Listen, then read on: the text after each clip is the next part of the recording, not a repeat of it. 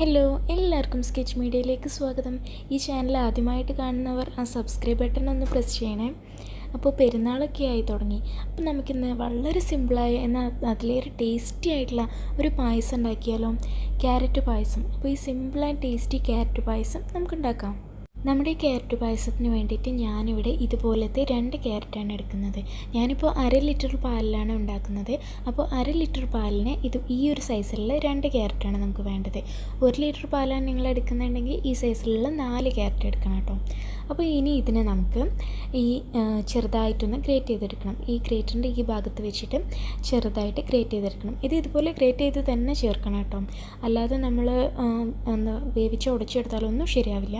ഇതുപോലെ തന്നെ ഗ്രേറ്റ് ചെയ്തിട്ട് വേണം നമ്മൾ ചേർക്കാൻ, എന്നാലേ ആ ഒരു കറക്റ്റ് ടേസ്റ്റ് ഉണ്ടാവുള്ളൂ. അപ്പോൾ നമ്മൾ ഇതുപോലെ ഞാൻ 2 ക്യാരറ്റിനെ ഇവിടെ നല്ല ഫൈനായിട്ട് ഗ്രേറ്റ് ചെയ്ത് വെച്ചിട്ടുണ്ട്.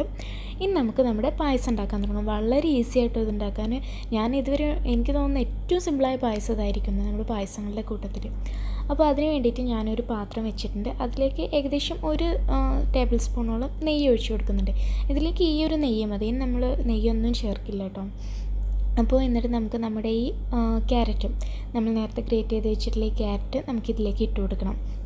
ഈ ക്യാരറ്റ് നമ്മൾ ഇതിലിട്ടിട്ട് നന്നായി സോട്ട് ചെയ്തെടുക്കണം. ആ ക്യാരറ്റിൻ്റെ ആ ഒരു പച്ച ടേസ്റ്റില്ലേ, അത് എല്ലാം നന്നായിട്ട് പോകുന്നത് വരെ നമ്മളിത് ഇതിലിട്ട് ഇളക്കിക്കൊണ്ടിരിക്കുക എന്നല്ല, നന്നായി സോട്ട് ചെയ്തെടുക്കണം. എപ്പോഴും ഇളക്കണം എന്നല്ല, ഇടയ്ക്കൊന്ന് ഇളക്കി കൊടുത്താൽ മതി.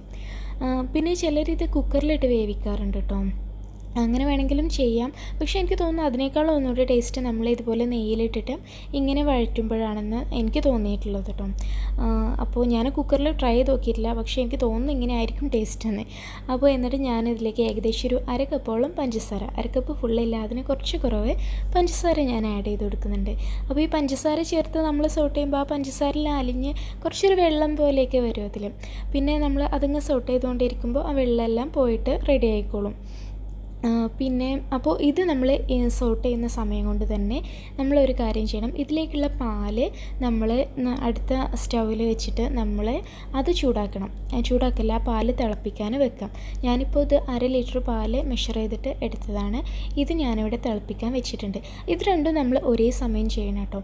അപ്പോൾ ഈ പാല് തിളച്ച് വരുന്ന സമയം കൊണ്ട് തന്നെ നമ്മളെ ക്യാരറ്റ് നല്ലപോലെ അതിൻ്റെ ആ പച്ചച്ചുവയൊക്കെ മാറിയിട്ട് നല്ല കറക്റ്റായിട്ടുണ്ടാവും. ഇപ്പോൾ ഇത് ക്യാരറ്റ് റെഡി ആയിട്ടുണ്ട്, പാലും തിളച്ച് വന്നിട്ടുണ്ട്. അപ്പോൾ ഇനി നമുക്ക് നേരെ ആ തിളച്ച് പാലെടുത്തിട്ട് ഇതിലേക്ക് ഒഴിക്കാം. ഇനിയിപ്പോൾ നമ്മൾ 1 ലിറ്റർ പാലാണെങ്കിലും ഈ ഒരു രണ്ടും വെക്കുന്ന ടൈം കറക്റ്റ് ആയിരിക്കും കേട്ടോ. അപ്പോൾ രണ്ടും ഒരുമിച്ച് തന്നെ ചെയ്യാം, നമുക്ക് സമയം പെട്ടെന്ന് ലാഭിക്കാൻ പറ്റും അങ്ങനെ ചെയ്യുമ്പോൾ. അപ്പോൾ ഞാനിത് ആ ഇതിലേക്ക് ഒഴിച്ചു കൊടുത്തിട്ടുണ്ട്, നല്ല തിളച്ച് പാലൊഴിച്ചിട്ടുണ്ട്. ഇനി ഈ പാലും ക്യാരറ്റും കൂടെ ഒന്ന് തിളച്ചൊന്ന് ആ ടേസ്റ്റൊക്കെ ഒന്ന് മിക്സായി വരണം. അപ്പോൾ അതിന് നമുക്കൊന്ന് വെയിറ്റ് ചെയ്യാം, ആ ടേസ്റ്റ് ഒന്ന് നല്ലപോലെ ഒന്ന് വരാൻ വേണ്ടിയിട്ട്. പിന്നെ ഈ പായസം നമ്മൾ ചൂടോടെ സെർവ് ചെയ്യുന്നതിനേക്കാളും ടേസ്റ്റ് തണുപ്പിച്ചിട്ട് സെർവ് ചെയ്യുന്നതാണ് കേട്ടോ. നമ്മൾ ഫ്രിഡ്ജിൽ വെച്ച ശേഷം കൊടുക്കുമ്പോഴാണ് ഇത് നല്ല ടേസ്റ്റായിട്ട് എനിക്ക് തോന്നാറ്. അപ്പോൾ നമുക്കിപ്പോൾ നെക്സ്റ്റ് എന്തെങ്കിലും ഫംഗ്ഷനൊക്കെ ഉണ്ടെങ്കിൽ നമുക്ക് തലേന്ന് രാത്രി തന്നെ ഇത് ഉണ്ടാക്കിയിട്ട് വെക്കാം, ഫ്രിഡ്ജിൽ വെച്ചാൽ മതി. പെരുന്നാളിലും അങ്ങനെ ചെയ്യാം കേട്ടോ. അപ്പോൾ ഞാൻ നേരത്തെ പഞ്ചസാര ഇട്ടിരുന്നു. ഇനി നമുക്കിതിലേക്ക് മിൽക്ക് മെയ്ഡ് ചേർത്ത് കൊടുക്കണം. നിർബന്ധമില്ല, പക്ഷേ മിൽക്ക് മെയ്ഡ് ചേർക്കുമ്പോഴാണ് ആ നല്ലൊരു ടേസ്റ്റ് വരിക. മിൽക്ക് മെയ്ഡിൻ്റെ ടേസ്റ്റ് നമുക്ക് പറയണ്ടല്ലോ, വെറുതെ ഇത് തിന്നാൻ തോന്നും, നമുക്ക് വെറുതെ എടുത്ത് ഇങ്ങനെ കഴിക്കാൻ തോന്നും. അപ്പോൾ ഞാൻ ഇതിലിപ്പോൾ കുറച്ച് മിൽക്ക് മെയ്ഡ് ചേർത്ത് കൊടുത്തിട്ടുണ്ട്. നമ്മൾ ചേർക്കുമ്പോൾ എപ്പോഴും ആദ്യം ഒന്ന് മധുരം നോക്കണം കേട്ടോ, എന്നിട്ട് അതിനനുസരിച്ച് വേണം നമ്മൾ മിൽക്ക് മെയ്ഡ് ചേർത്ത് കൊടുക്കാൻ, അല്ലെങ്കിൽ മധുരം ഒരുപാട് കൂടിപ്പോകും.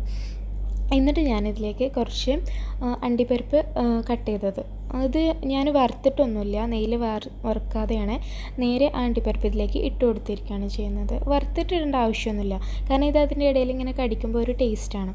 വേണമെങ്കിൽ നമുക്ക് ബദാം ഇട്ട് കൊടുക്കാം കേട്ടോ. ഞാനിപ്പോൾ ബദാം ഇതിലിടുന്നില്ല, പകരം ഞാനതിൻ്റെ മുകളിലൊന്ന് ഡെക്കറേറ്റ് ചെയ്യാൻ വേണ്ടിയിട്ടാണ് ബദാം യൂസ് ചെയ്യുന്നത്.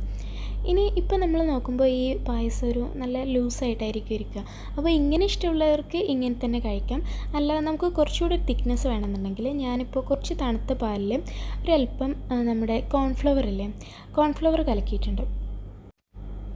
ഒരു 1.5 ടീസ്പൂണോളം കോൺഫ്ലവറാണ് ഞാൻ എടുത്തിട്ടുള്ളത്. കുറച്ച് എടുത്താൽ മതി കേട്ടോ.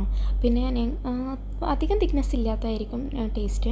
അപ്പോൾ ഞാൻ ഇതിലേക്ക് ഒഴിച്ചിട്ട് നമ്മൾ ഇതൊന്നിങ്ങനെ ഇളക്കി കൊടുക്കുക. അപ്പോൾ അങ്ങനെ പതുക്കെ തിളച്ച് വരുന്നതിൻ്റെ കൂട്ടത്തിൽ തന്നെ നമ്മളെ ഈ പായസവും കട്ടിയായിട്ട് വരും.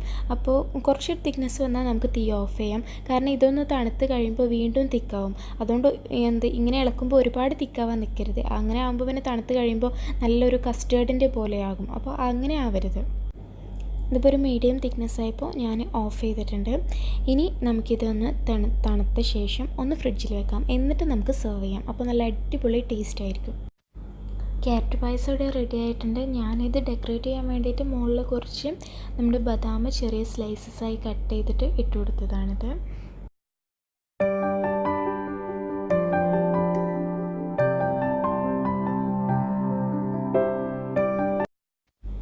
ഇന്നത്തെ റെസിപ്പി എല്ലാവർക്കും ഇഷ്ടമായെന്ന് വിചാരിക്കുന്നു. എന്തായാലും എല്ലാവരും ട്രൈ ചെയ്ത് നോക്കണം.